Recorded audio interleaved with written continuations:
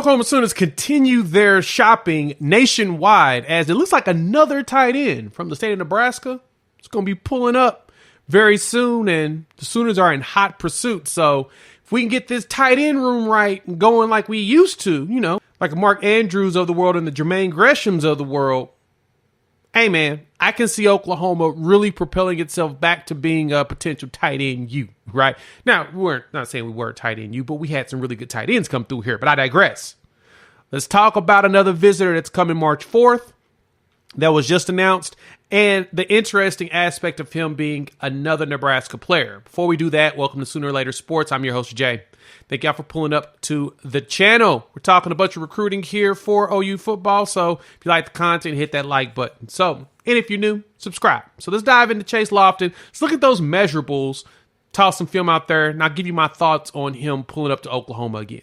As y'all can see here, Chase is standing here at a 6'5", 213-pound tight end, consensus and composite 4-star, roughly top 300 to 350 player in the country, 4-star on 3-star at 247 in Rivals right now. ESPN hasn't dropped their quote-unquote rankings, but my understanding there at ESPN, he is also listed as one of the top, of course, top players in Nebraska, but he's not really given a star rating as of yet. But I anticipate that to change. ESPN is always slower when it comes to the recruiting ratings, but I digress. But Chase himself, you know, talking to the folks over at On3, he's already listed out that he's got 5 visits lined up. He's got his Oklahoma visit.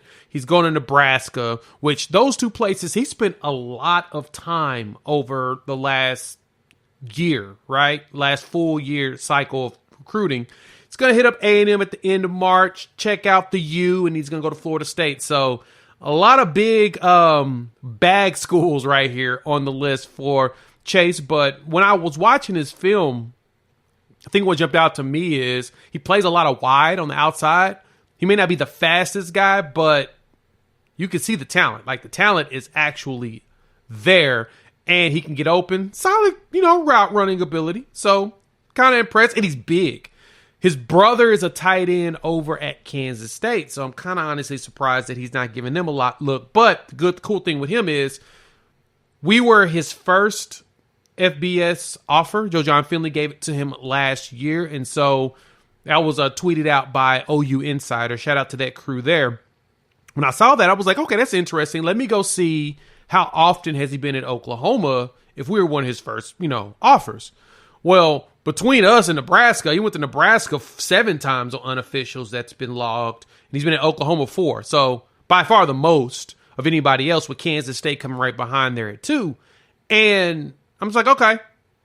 So we're going after another tight end out of Nebraska. As y'all know, we've already got one on the team. On top of Caden Helms, we've also got Cade McIntyre, who's also from Nebraska. So it seems that we've got a thing for Nebraska tight ends, and we're trying to snatch up as many of them as we can. So like another tight end that we went after, Malachi Coleman out of Nebraska. We got a lot of these athletes and players out of the state of Nebraska, which I'm all for. You know, snatch up all their talent and bring them down here to Oklahoma, and then keep our in-home greats here that we can. But I like what I see out of Chase. He like I said, it's nice sizey tight end. He's going to put on some weight.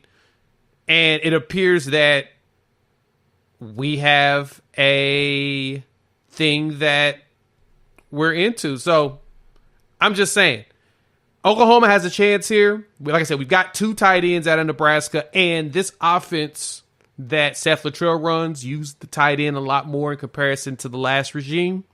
So I'm pretty stoked about this. Hop in the comments. Let me know. You think we got a chance to Chase Loftin? You excited about him coming through in March? The Future Freaks for March 9th is going to be absurd with a lot of talent coming through. We'll talk about that closer to that time.